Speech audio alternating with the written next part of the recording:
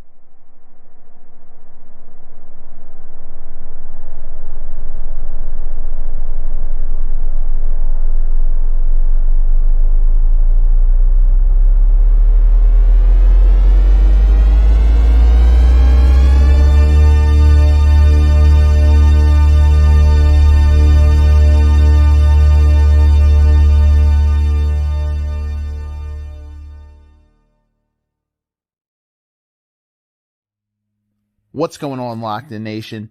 Good evening and welcome back to the Locked In Podcast, your home for personal development tips, sports news, music, and more. You are now in tune with episode 41 of the Locked In Podcast. And in this week's episode of the podcast, we're going to be talking about music. More specifically, we're going to focus on the history of rock and roll. We're going to dive into the 70's and 80's eras of rock and roll music. We're going to talk about some of the top rock bands from those eras. And we're also going to dive into the style behind rock and roll music. We will also talk about how rock and roll music from the 70's and the 80's have influenced us in our lives personally. As part of the client spotlight here, I am pleased to announce a new guest will be joining us here at the Locked In Podcast this week. Please welcome my good friend, Frank Sharella. Frank has some knowledge of the 70's era of rock music, and he has extensive knowledge about the 80's era of rock music. Both of these eras combined actually influenced Frank to the point where he decided to start playing guitar a little over a decade ago. If you guys are interested in rock and roll music or just a fan of music in general, you will not want to miss this episode. Featuring, as always, your host for the evening, Steve Ushler. Featuring special guest, Frank Sharella. Sit back, relax, and enjoy the podcast.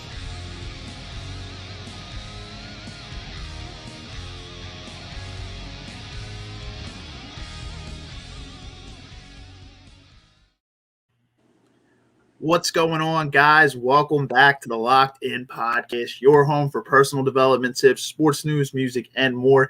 As you guys kind of saw in that intro, this is episode 41 of the podcast. We're back this week and doing it on a Wednesday for a little bit of a change, but we're going to be talking about rock and roll, how it influenced us, some of our favorite bands from the 70's and 80's. It's going to be a really, really fun and just free-flowing episode.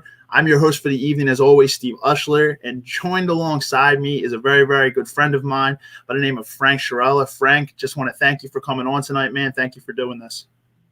Yeah, my pleasure. Appreciate you, man. I know that rock and roll plays a big part in your life, man, so this is going to be really, really fun. I can't wait to get into it. You know, we talked about it for a little while now, so going to be really, really fun. And just free-flowing. So we're going to hop into it, but as always, guys who watch this podcast, 3 things you got to do before we get into it. Number one, if you like our content, spread the word about our podcast, share our content. If you're watching this on YouTube, smash that like button, hit that notification button, and turn them on because we release content here at the Locked In Podcast. As always, every week, depending on the week, it could be Thursday, Friday, or Wednesday possibly. So share our content, spread the word. If you see something you like in this episode or just want to chime in, even if it's on YouTube or Facebook, just comment down below. We'd love to hear your thoughts and your feedback. And number 3, just sit back, relax, and enjoy the podcast, guys. It's 2021. Be true and be you. So we'll hop into it here tonight, man. I guess just by asking some questions, and we can just kind of talk off of experience. It doesn't need to be like super like questionnaire type. It just be fun. We'll just talk about our experiences. with the music. I'll kick it off with a question though tonight, man. So out of the 70s and 80s, what era would you probably say you enjoyed more in terms of rock? I know you like both of them. And then what era kind of influenced you, would you say, when it came to like playing guitar, I would say? The 80s, most definitely, without a question. I love the guitar riffs, the guitar players from that era. It seemed like there was an unlimited amount of good and talented musicians, not just with guitar players, but bass players, drummers, and obviously guitar solos. Some of the best guitar solos you hear are from 80s band, like from Winger, the song 17. Love that guitar solo. Obviously, Crazy Train, the guitar solo with that, and quite a few others. And it would definitely be the 80s. It'd be nice if I was born in the 60s and grew up throughout the 80s. Yeah, man, for sure. The 80s was such a great era, man. Just so many great vibes. And it was like it was tough to like to try to outdo an era like the 70s when it came to rock, right? Like there were so many great bands in the 70s, but the 80s did a fairly good job, man. The music was very, very sound, and I agree with you, man. The guitar riffs, just the flow, it was a great era. So yeah, just a phenomenal era, man. And like as I said, it was just going to be very, very tough to kind of I'd say like outdo the 70s, but it was still a phenomenally great era. Would you say that era that was what kind of influenced you then, the 80s? Yeah, 80s for the most part. I like all kinds of bands from the era. Motley Crue probably up there. Wasp, band called Queen Strike, Okay. Winger, and a lot of those bands, a lot of them got the name like glam metal or hair metal, just based off the big hair. But if you listen to each band, they all had different styles, and a lot of people nowadays kind of look at the appearance, but it's about the music. Yeah, for sure. And I mean, just the greatest thing about rock and roll is just like everybody plays an instrument. It's not like the music today where like a lot of people, they don't really, it feels like they're not like, it's not very unique. Like they don't, like back then, like everybody knew how to play. Everybody had a unique talent and brought something different to the band. Whereas like everybody played an instrument, you had to learn something. Whereas today's music, it's just, a lot of people are getting famous off of like basically almost doing nothing. Just like, I mean, they put together a good beat and then they, the lyrics can be crap and they'll still get famous. It's kind of crazy. But back then, like everybody was very unique. It was just, everybody had to learn some type of talent in order to be in a band. Yeah. Sure. Nowadays, it seems like it's too much techno, which, some of it could be good, but I think, someone with music nowadays, that's just something new has to come along, because it seems like it's being done over and over with the same beats. Seem like they're being played all the time. I'm not trying to sound like an old timer, but it seems like music today doesn't have what it had since 2005. I would say, from the 70s all the way up till like 2005, when music was good and original. Nowadays, you don't like, I don't know how to say it, but it seems like something's different, especially with rock music. There are still some good bands. You got Hellstorm, Volbeat, Avenged Sevenfold, but I haven't heard anything new from in a couple of years. At least for me, they still could be playing something, but I haven't been paying too much attention lately. Right. Yeah, I agree with you.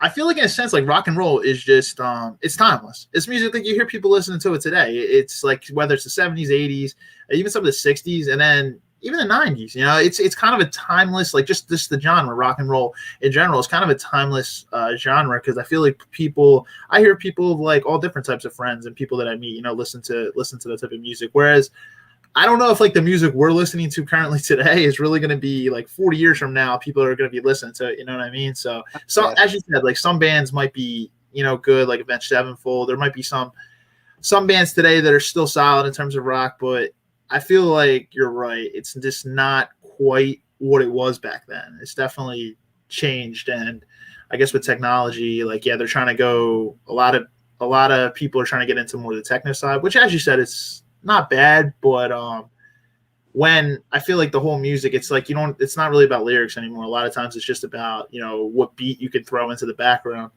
and then just kind of, that's my take on it. So when did you? I never actually asked you this, so this is my first time actually asking you. When did you kind of just going back to how you were influenced, when did you actually start playing guitar? Do you remember? Yeah, I remember exactly. I was 11 years old when I picked it up, and I, kind of seriously, I wanted to play him because ever since I was little, well, my dad knew how to play guitar since he was a little kid. He he played in different bands. I remember when he used to play, and I always wanted to learn, but I just never did. And then there was a while where he stopped playing, and then he started getting back into it one day when he had to fix somebody's guitar strings from work, so he brought the guitar home. And I remember I started picking up acoustic, and I tried to start playing. And the very first thing he showed me was the song "Smoke on the Water." And for like 2 years, I'll just pick up the guitar here and there and start playing. And then I really got influenced when I got into music more. The game Guitar Hero, I think that's what got a lot of people into the 80's. My two favorite songs were Strutter by Kiss and Shout at the Devil by Motley Crue. And for a year or two, I think Motley Crue was my favorite band. Then I became more and more into Kiss. So, and then that's when I started playing more and started to get a little bit more serious. Okay, awesome, man.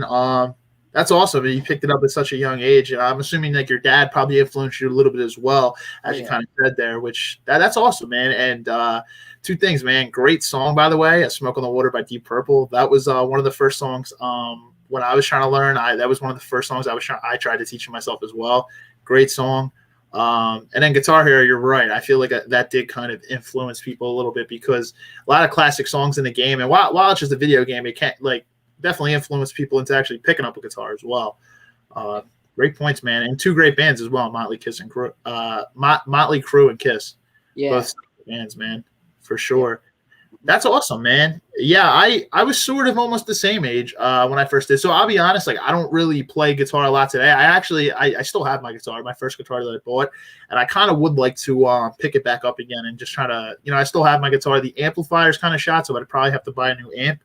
But honestly, I've been kind of thinking about just kind of picking it back up and trying. But I first started actually picked up a guitar and started playing when I was 12. I bought my first guitar in March of 2006 when I was 13. I do remember that very well. I actually bought it at Sam Ash at Franklin Mills Mall, Philly Mills, whatever they call it today.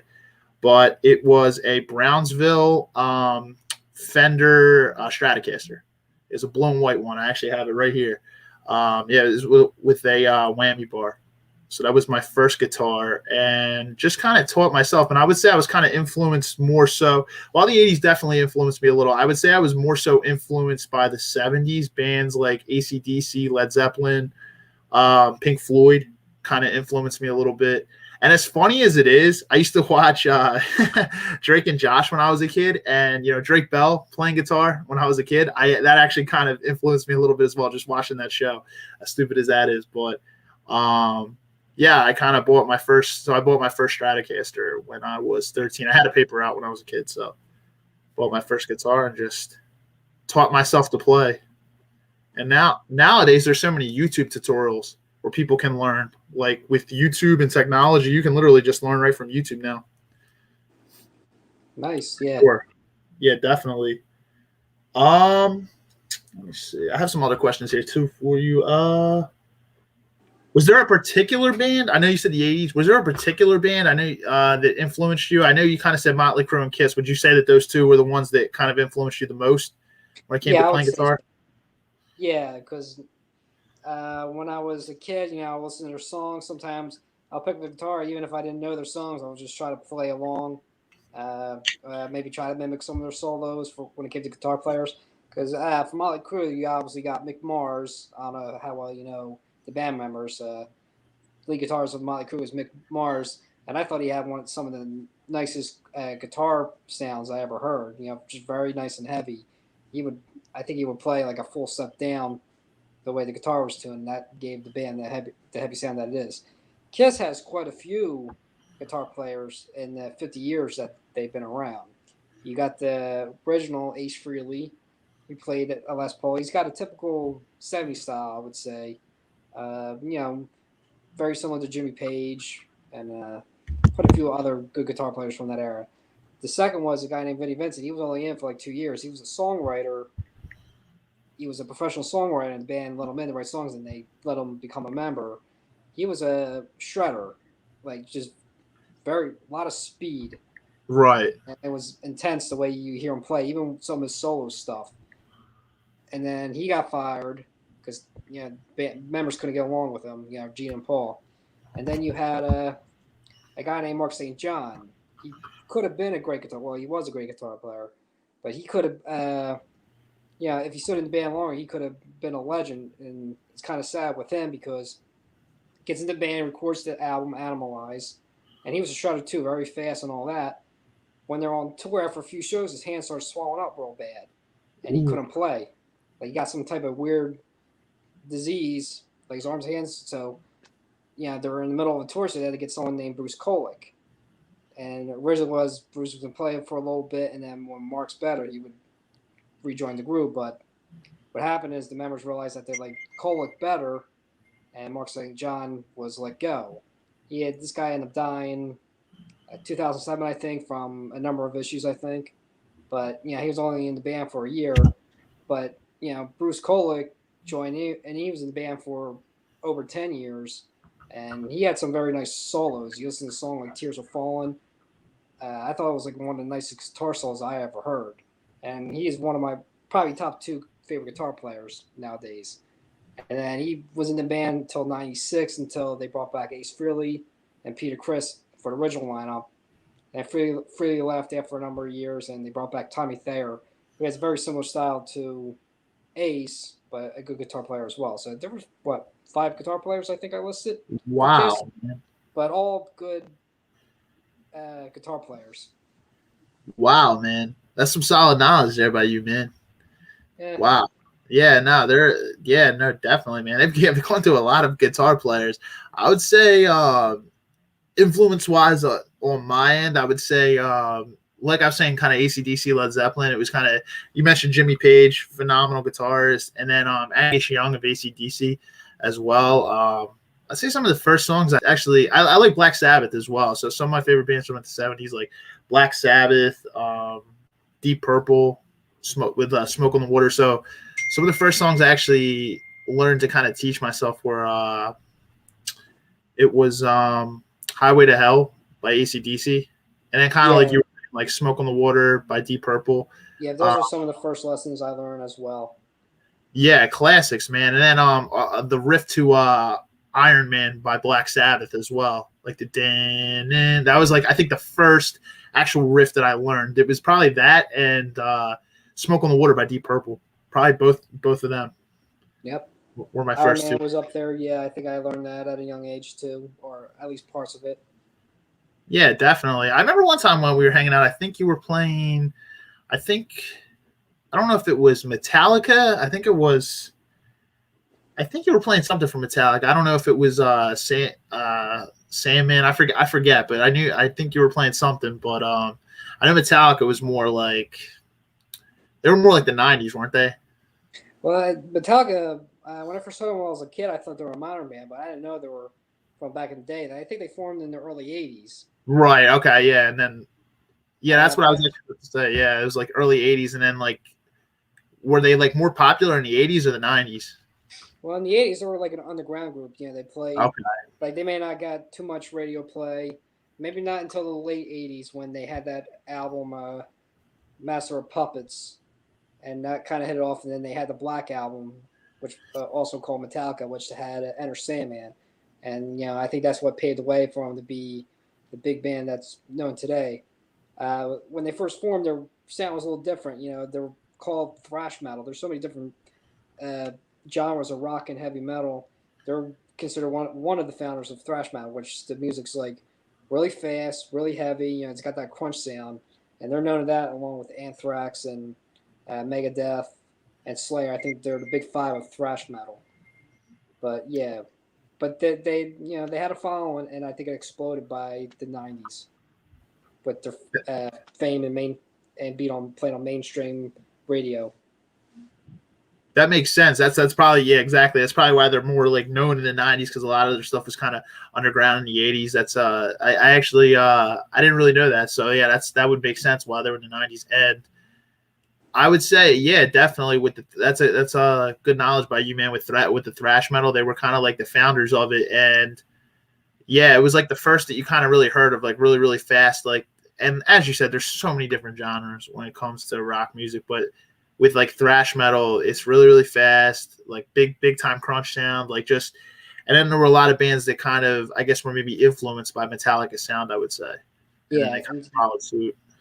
Yeah, because there could be like a genre like thrash metal, but then that could be broken down to other genres. It gets real nuts. And it's not from the band. It's not from the people who are in these bands that say, "Oh, we're this type of style." They play around for a couple of years, and then people will put them in these categories, like journalists and stuff like that, because they'll say these guys have Pacific sound, so do they. So they're this type of genre. I think that's how it works out. Yeah, there's so many different ways. Like as the years go on, there's just so many different types of sounds that kind of get developed. Like screamo wasn't really a thing back in the day. Like you hear like screamo metal, like they kind of came around.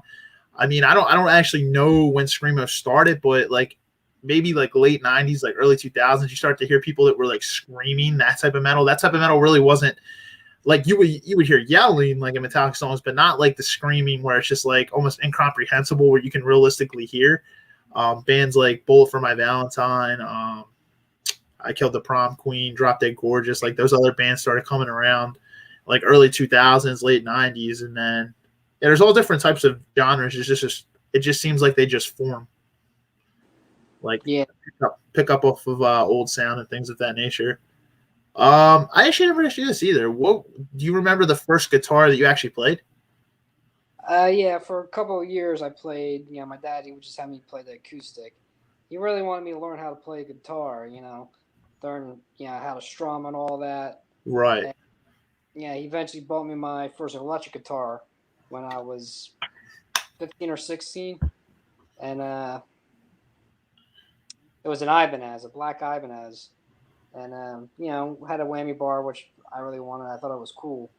Right. And I played that for a couple of years, and eventually, when I started playing with people from high school and try to get in bands and try to be a little more serious with the music, then he took me out to Sam Ash one day.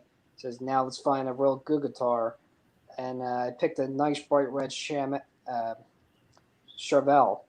And I have it now to this day. It was a very expensive guitar, but good sound comes from it, and I love it. It's bright red. There's one famous guitar player that I know that has a Chevelle is Jakey Lee. He played with Ozzy from like '84 to '86. Okay. He has a white one. Typically, he plays a white one with some black in it, and very good guitar player. If you ever heard the song "Bark at the Moon," that's that guitar player playing. He was eventually replaced by Zakk Wylde. Right. Wow, man. That's awesome, dude. That's awesome. Yeah. I actually probably should have learned that the same way. I kind of thought of that once I first got my electric guitar to kind of learn acoustic first, and then kind of probably progressed to an electric guitar. But that's a phenomenal guitar, man. It's a really really nice guitar. Yeah, sure. It was Jakey Lee, and I saw my dad pick up a friend's. It was an older one. He played it, and it was like a blue color, and I thought it looked nice, and I liked the sound it came when you plugged into the amp. So it was also that moment when I was a teenager. I was like, I think I want a Chevelle. Yeah, man. Yeah, nice guitar, man. Yeah, and the whammy bars are always cool, right? Yeah, I wanted the same thing when I was younger. Now you can just like just like play with like the whammy bar. It's nice, man. Yeah, nice guitar, dude. If the only guitar I ever had was the Stratocaster I have, but one of my favorite guitars was a Gibson Les Paul Cherry Sunburst. That's a really really nice guitar. I always really really liked that guitar. Yeah, but a lot of people have that type. That's like a real big 70's thing, I think.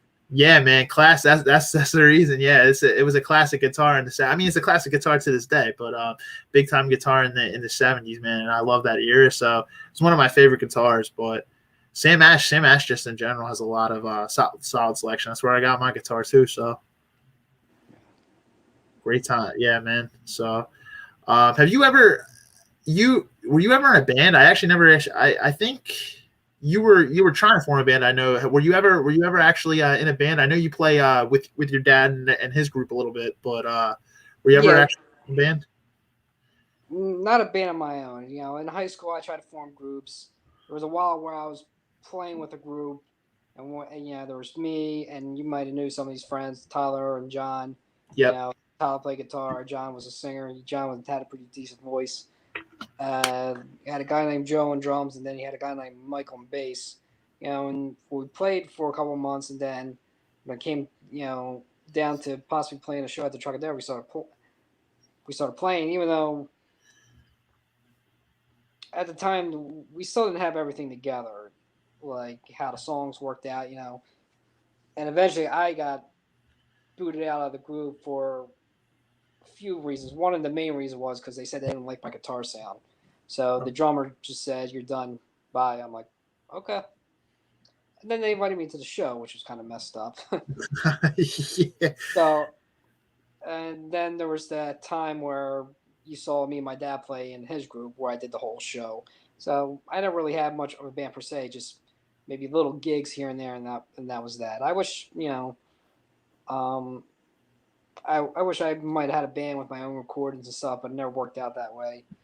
A year ago I bought my cousin's drum set, and I've been trying to learn drums. And now, sometimes I think about buying a bass so I can learn how to play all instruments, and maybe one day go in a recording studio and record my own things for playing every instrument. That's solid, man. Sorry to hear you were booted out, but hey, man, I honestly think you're pretty good. Yeah. Nah, man. I mean, hey, it happens to all of us. It happens to a lot of people. When you form bands. I was in one where it's kind of the same. Like, it wasn't just me. It was somebody else. We kind of just had differences. So, I was young. We were in like a little small band. I actually forget what the name of it was because we only like played for a couple weeks, but me and the one guy had like differing views on. It was me and my buddy John, and it was we kind of had differing views on like from the other two people, so we kind of just split. But then me and my buddy John, we joined up with my friend Ryan and my buddy Nick, and my buddy John played bass. My buddy Ryan played guitar. I played guitar, and then my buddy Ryan kind of sang. And then my buddy Nick, he played drums, and we formed this little small band called the Infamous. We did it for a couple years. It was just kind of like in like grade school going into like freshman year in high school. We just kind of played around and just stuff like that. But it was a fun time, man. And he's like, and that's the thing. Like even though like you performed at the Trocadero, like that's like it's still cool, man, because it's a cool experience. It's something you can still always talk about. Like it's a fun time, man. Like you never know until you try something, man. It's a good experience and it's fun, man. It's fun when you're jamming with your friends and stuff of that nature. Yeah, it could definitely be fun. It'd also be stressful too sometimes because then what happens a lot, one person can make it to the band, one person can make it to the practice, the other person can't, or one might not be as interested as the other, even if you might think you have a good thing going along. It's kind of like being in a relationship sometimes. It has ups and downs, and sometimes it doesn't always work out. A lot of times it doesn't work out for a lot of bands. Even the famous bands, you have members coming and going like crazy. Yep, and yeah, you hear it all the time, and not just in rock, but in many genres of music. Just bands and partnerships, they break up because people have different views. It's like you said, like one or two people in the band might be more invested than the other guy, or two other people in the group. You know what I mean? And then if two people are more invested than the other two, that's going to cause problems because those people want to take it serious, other people really don't. And then I feel like I've never obviously made it to this level, but when then when you do have like a solid song or, you have a solid album, you're pressured to kind of follow up pretty quickly too, with something else. So you don't become like a one-hit wonder. So it's like, there's a lot of pressure in music. It can be fun, but when it gets to a serious level with like business and everything of that nature, it can definitely get a little bit stressful for sure. Pressure, no doubt about it. And then just songwriting is hard as well. I feel like that's one of the hardest things. It's just pressure to follow up quickly, but also to write, a meaningful, solid song with solid lyrics. Have you ever wrote any like when you were like playing with Tyler and them? Have you actually like ever wrote any songs? I wrote a few. The few I wrote, a lot of them were by myself. I might have did the lyrics. I did. I made sure I had all the parts written out. And I was only 17 or 18 at the time. So when I look back, I still remember some of these songs, how they go. If I ever want to play them again, obviously there'd be touch-ups, because at the time, I think we all had the problem. We would write a really long song. It had a potential to be a great song, but we didn't know how to end it. So after John would sing all his lyrics, we'd still be playing. Like nobody knew how to end the song officially. Like I think we get so wrapped up in one part of the song. So a lot of times me and Tyler would just trade off with solos until eventually someone's like, "Yeah, we got to end it." The drummer will eventually do some type of filling, and we hit some final chord. Song will be over. But yeah, I wrote a few songs. I haven't done so in recent years. I just got some riffs when I play guitar, some really good riffs. I just need to add some lyrics and maybe try to change some parts. Hopefully one day I can go to a recording studio like I told you, and eventually, record all the parts of each instrument and see how that works out. Yeah, man, for sure. Yeah, if I pick a back up guitar and I learn it, I teach myself a little bit again and try to pick it back up, man. Maybe we can jam sometime. Oh, absolutely, yeah. Yeah, for sure, man. That's all. That's awesome, man. He wrote a few songs. I did it too. I was younger than 17 or 18 because, like I said, like when we were in a band, we only played till I was like 15. So I was like I'd say like 14 to 15. I wrote a couple songs. I honestly probably should have went back and tried to like kind of find them before this podcast, but I don't remember the names, to be honest, per se, because it was a long time ago. Like I said, I was like 15, so going like 13 years ago, over a decade ago. Yeah. But it was a fun time, man. We were just young, so we were just having fun with it. But then like there were other times, like not just writing songs, but I would just kind of like jam alone, like jam, or I jam with my friends and jam alone, or whatever the case may be, and just like play some riffs and stuff. And then sometimes good things come to you. You never know when you're just kind of just sitting there thinking and just playing. It's fun, man. It's always when you're not paying attention, you realize, oh, I like how this plays. Let's work on it.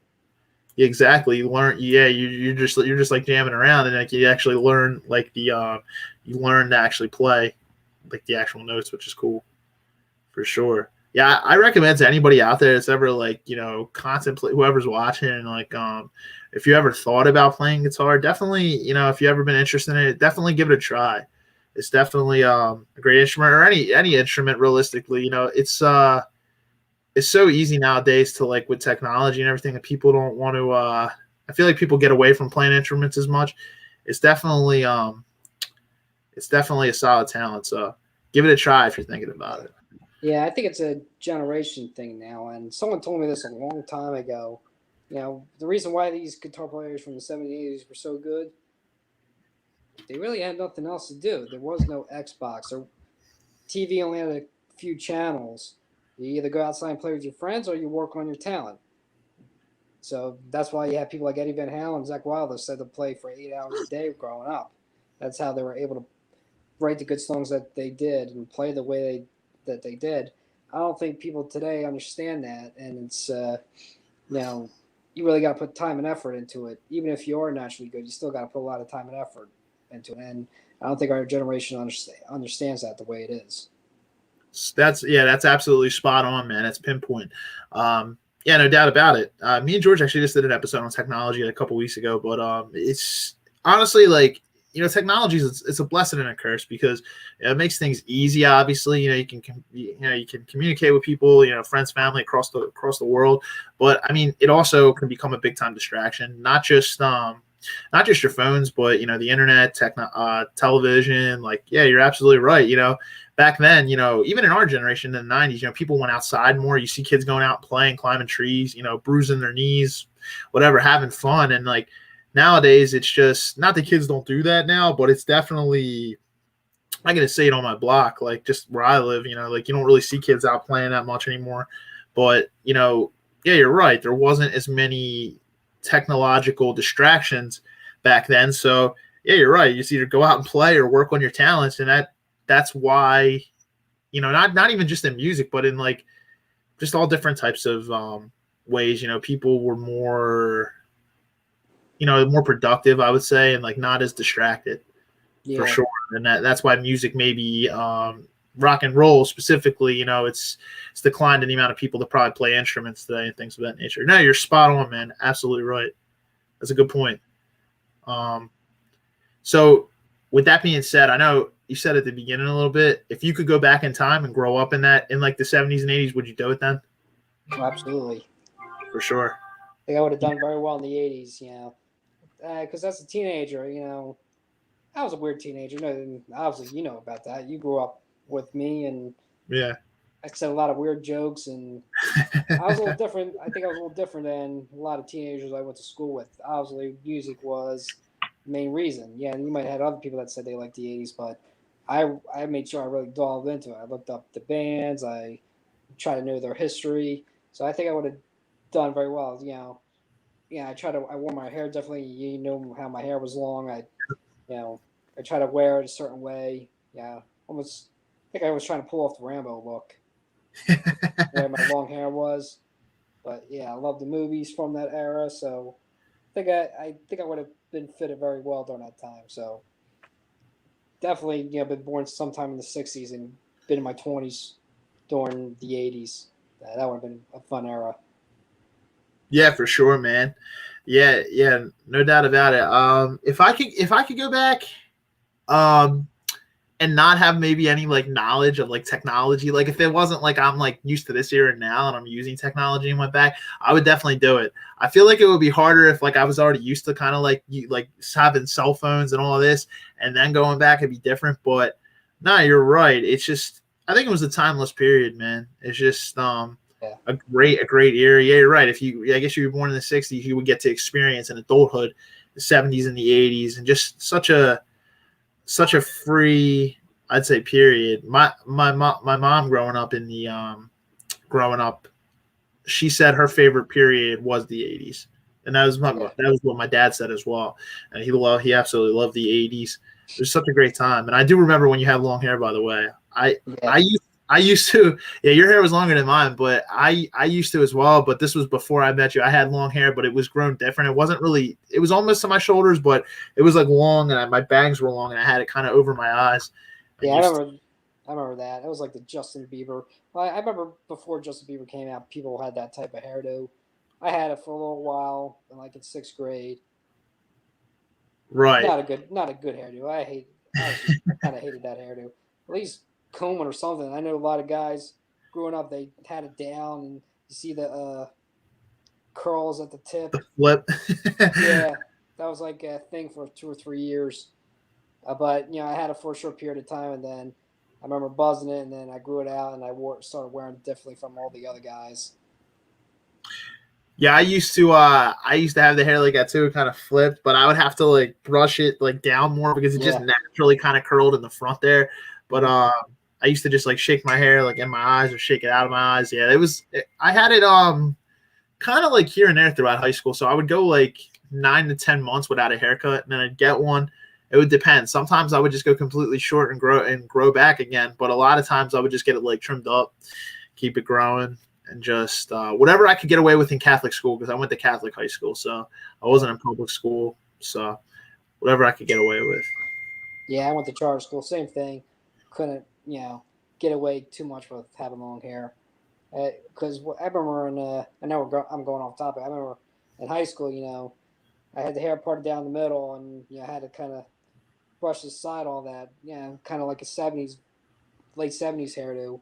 But it was short. I had to keep it short. Couldn't have it past the ears and all that. It just looked weird. I didn't really get a chance to grow it out until I was in college. And that's probably when you met me. And that's when my hair started looking nice. I probably should have just kept it short in high school, then grew it out.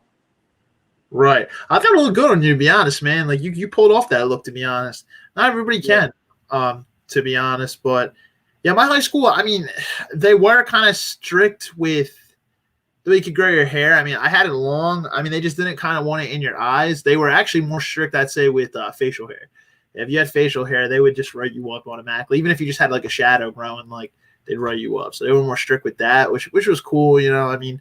But then in the summers when I could grow it longer, I would like let grow it like an extra inch like down like over my eyes. But then I would have to cut it when school came back, just that little bit. But it was a fun time, man. But Yeah, I kind of also got into this isn't like 70s is probably what inspired me to play guitar, I would say. I kind of also got like fascinated with like metal and stuff like that as well. Try to teach myself like certain bands, kind of like I was saying, like screamo, like but like bands that you could actually listen to. Like I thought Ball for My Valentine wasn't bad because of the fact that not only did they scream, but then they had lyrics where they actually sung as well. There's some screamo bands out there. It's just it's screaming the entire time, and without looking up the lyrics, it's hard as hell to know what the hell they're saying. Yeah. I wonder how they do that for a concert. I'm sure your voice has got to be shot by the end of the night. Yeah, I taught myself actually to like inward scream, where you inhale and you scream. And I remember one day, like I was trying to teach myself it for the longest time, and I remember I was down the shore, and I remember like I couldn't like ever do it, and like I was trying to show my friend something. I was like, yeah, I suck at it, and I went to do it. And it actually came out like of my mouth, actually like a scream. Like I didn't know it just randomly happened. I'd been trying for so long and I couldn't like teach myself to do it, but it hurts your vocal cords. It really, really does. Like I feel the same way. I don't know how like bands like Bring Me the Horizon, Drop Dead Gorgeous, they're able to scream like that for long periods of time. Like they must have to train their vocal cords like a certain way because that is tough. Yeah. I don't know how. It hurts. You just do it for a couple of minutes, and it's just like your vocal cords are like sore. Like crazy, man. So much music has evolved, for sure, man. Do you still play with your dad's group at all? I know you played at Sweeney's last, right? Was that the last time you played with them? Yeah, that was probably a couple of years ago. Okay. They haven't gotten together since last year. I'm not sure if they're gonna get back together anytime soon. But I guess the last time that I did a show, which was just one or two songs, was probably 2 or 3 years ago with them. But as of lately, I haven't played with anyone now. Okay. Yeah, I mean, it was COVID last year, so I mean, that kind of makes sense how everything, there's not really any gigs that we're kind of playing and things of that nature. But I remember, man, you were pretty good. I think the first time I saw you was in, it was Port Richmond. Yeah, I think it was Fishtown. I forget the name of the park. Yeah, that was the group's very first. That was the very first show, and that's when I was really invested in the group at the time. And I did the whole show from beginning to end. And I play rhythm guitar for the most part. My dad did the leads, but I remember I think it was the first song, Black Velvet. I forget the name of the band who plays it, but I did a guitar solo for that, and it was real funny because when it came time to guitar solo, I think the other band members, they all somehow messed up at the same time. So I did a guitar solo at stop, and then I had to do the guitar solo again. And I got real nervous, but it all worked out though, and it was still a pretty good show. Yeah, man. Yeah, it was a good time, man. Yeah, definitely. Yeah, I thought you were good, man. I thought you guys were solid. It was a fun time. Yeah, I appreciate you inviting me. And then, yeah, I never saw you guys perform at Sweeney's, but I know we had been at Sweeney's a couple times, like prior to that. And Sweeney's always seems like they have like really, really good like cover bands there all the time. Oh yeah, yeah. Remember that Black Sabbath tribute band we saw a couple times, Into the Void? Yeah, Into the Void. Yep. Yeah, you're right. They were actually pretty good. Yeah, they were, and we saw a Metallica tribute band there too. I forget what their name was, but I remember we saw them as well. But Into the Void, yeah, for sure. And we're not sponsored by Sweeney's or any cover bands or anything, but yeah, Sweeney's is definitely, if you for live music. I'm not sure what they're kind of doing right now because I mean COVID is kind of, not saying it's not here, but things have lessened down a lot now. So I'm not sure if they're having live music again, but that's always a solid bar that you can go to listen to a lot of rock and roll cover bands and metal bands. Really cool spot for sure. Yeah, definitely, man. What if there was like another type of like, I know rock and roll is like one genre. If you had like another favorite genre, like it can be like a branch of like rock and roll or a different type of rock. What else would you say you like in terms of like music, like kind of how we were talking thrash metal and all different types of music? I'm glad you like that because maybe not as much these days, but I think when I was a teenager, I did like rap metal, like Rage Against the Machine, Limp Bizkit, Oh, okay. Stuck Mojo. I don't know what it is. I like because I like the attitude of that era. Yeah. Maybe some of the fashion I might have been evolving. That era was real big when we were growing up. Yeah, late Yeah. 90s, early 2000. I don't know. I guess I like hearing someone rap while heavy guitar sounds in the background. I don't know. I find that really cool. Yeah, man. No, good point, man. Yeah, that was like kind of like, yeah, you're right. The attitude of that era, it was kind of like against the man and like, fight the power and all that. That's kind of how Rage Against the Machine kind of was with their music. But yeah, you're right. It was like late 90s, early 2000s. I remember playing like the Tony Hawk video games, and Rage Against the Machine was like in the game and all. Guerrilla Radio. Yeah. Yeah, for sure. Because I remember, lately I was listening to some of those bands like Kid Rock and Saliva. Yeah, listening to songs like what's the other song, With the Body to the Floor? A lot of that was from early 2000s, and I'm just like, wow, music was really hard at the time. Yeah, it was going towards like a transition. Yeah, it was really in your face at the time, and now I don't know what happened. As I said, that's why I said it seemed like after 2005, a lot of those bands you didn't seem to hear much from anymore. I could be wrong, but that's when I noticed, or maybe I just wasn't paying attention as much. Or so the hip hop era really started to take off, like with Beyonce and whoever else is big these days. Right. No, you're right. Like, you don't really hear. I mean, not saying that rock isn't really like a genre anymore. It definitely is, but it's you don't hear as much today.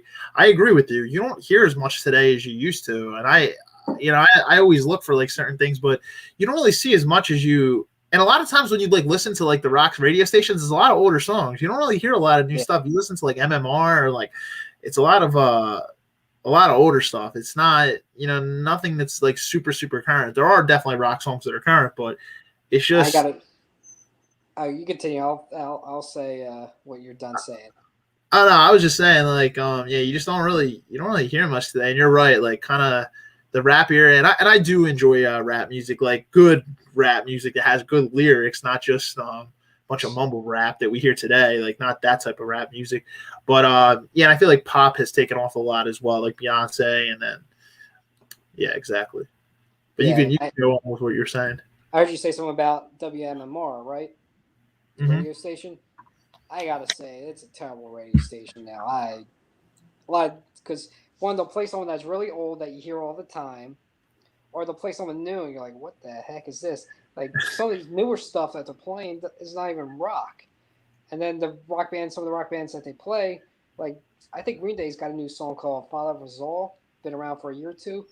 I didn't even know that was Green Day. It was terrible. So much techno in it. And then, I get mad and change the channel when I hear that song. And then you got Foo Fighters. They got a song called, I think there's like one or two new songs. I can't stand them. It's just terrible.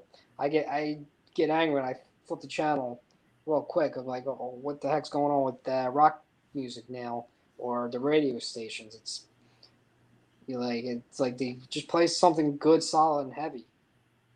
I agree. I feel like rock music is just like not saying it's gonna be like that forever, but I feel like it's kind of stifled right now. I do agree. Yeah. It's kind of just it's not. Hey, when you think about it, man, it's just you heard a lot of hits still into like the mid 2000s, and then kind of like after like I'd say like 06 or 07, and it's like kind of like the last decade. It's definitely become stifled. Yeah, I agree. MMR, they play a lot of the same stuff. I don't even listen to the radio that much, but when I do listen to them, it's a lot of the old stuff, or it's music that like you're like, what is this? But do you remember Y100? Remember when that was a thing?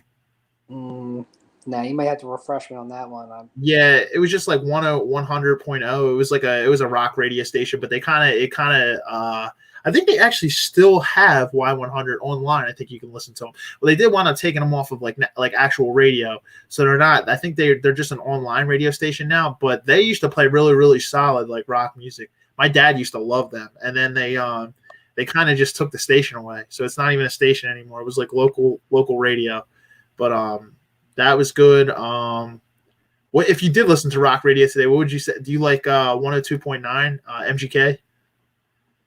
I guess I would listen to WMMR. I probably would listen to that station, even though I don't WMMR. Every once in a while, they'll play something good. Was it in 95.7? I forget the name of that station. I'll listen to that. they normally play a lot of stuff from the 80s. A lot of it's overdone, but still good.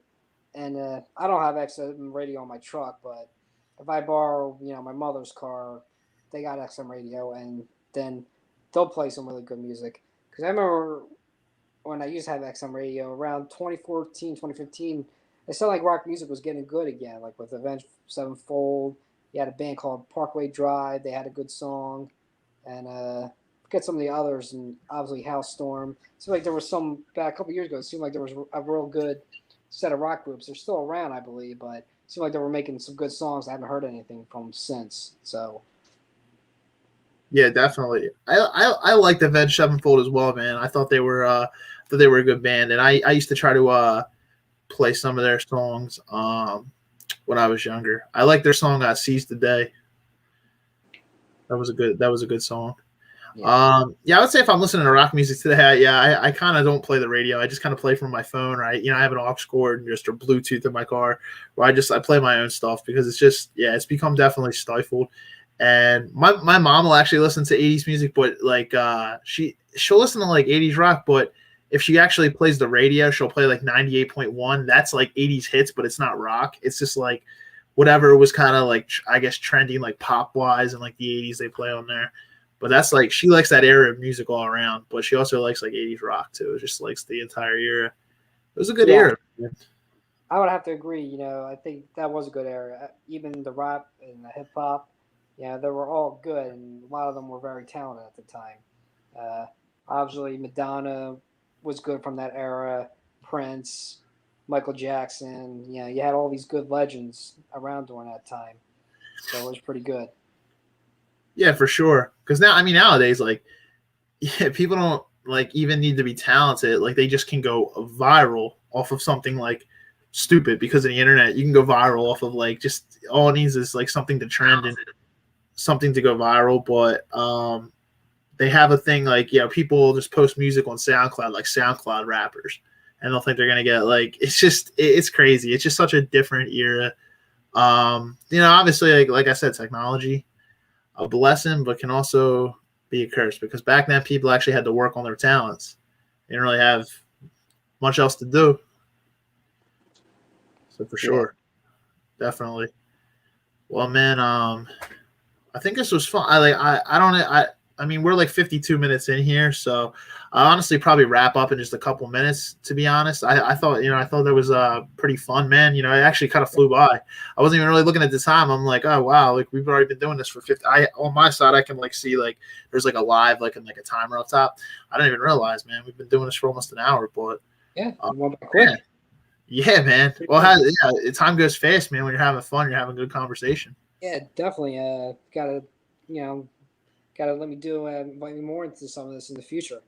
Man. Yeah, I got some friends that are all invested into that area too. Yeah, we can talk about different stuff too. We don't just have to talk about music. But yeah, if you ever want to talk about music or something else, man, we'll definitely bring you on. Man, for sure. This was fun, dude. We could talk about music sometime or something else, like whatever the case may be. But yeah, man, this was fun. I usually wrap up with just like some closing comments and things of that nature. And then if you have anything you want to say, you can do the same. But I think we went through all of our points. I had like 6 questions for you. I think I asked you a couple more, but yeah, man, it was fun. It was definitely a fun episode, man. I appreciate you coming on. I want to give a shout out to Marius Raffaelli. He had been a guest who had come on a few times, but he came on our episode last week. So thank you, Marius, if you're watching, for coming on for episode 40. And I'll give you a shout out as well next week. That's usually how we do here. But just giving a quick shout out to Marius. We got some solid things kind of cooking up here at the Locked In Podcast going forward. And it's crazy. We're already here at 41. We started this in September, and we're almost at 50. It's kind of crazy to think about. But yeah, man. Yeah. I know this. I know me and you had talked about this music one. I think we talked about this like back in the winter, but then it just didn't wind up happening until now because obviously, you're busy. I'm busy. It's just schedules have to kind of align. But yeah, man, it was fun as hell, dude. Super, super glad you were able to come on, man, and we were able to just have this discussion. This was only actually like our second or third music one, so man, you're special on this one, man. You were like our second or third one here, man. So it was definitely a fun episode. First time we actually got into like rock and roll, so this was a first year. But yeah, again, just want to give you a really, really solid thanks for coming on, man. I appreciate it. You got it. Yeah, appreciate it. Definitely. You have anything? Anybody you want to shout out or anything? By any means? Hi, Mom, if you're watching this. Hi, Michelle, if you're watching this. Yeah, hi guys. Promote the stuff. This seems interesting. Yeah, for sure. Yeah, you can always promote it. And anybody who wants to watch us, we're on. This is streaming live right now on YouTube. And it's on Facebook as well. It's on 2 group pages. And then if you go on our one podcast page, Frank, you can actually share this to your personal page if you want everybody to watch it, which is cool. I usually do the same. I usually share it to like my personal pages. So, and we're also on Instagram as well. I know you're not on Instagram, but we're on Instagram, guys. If you want to check us out, you can find us at the _locked_in_podcast.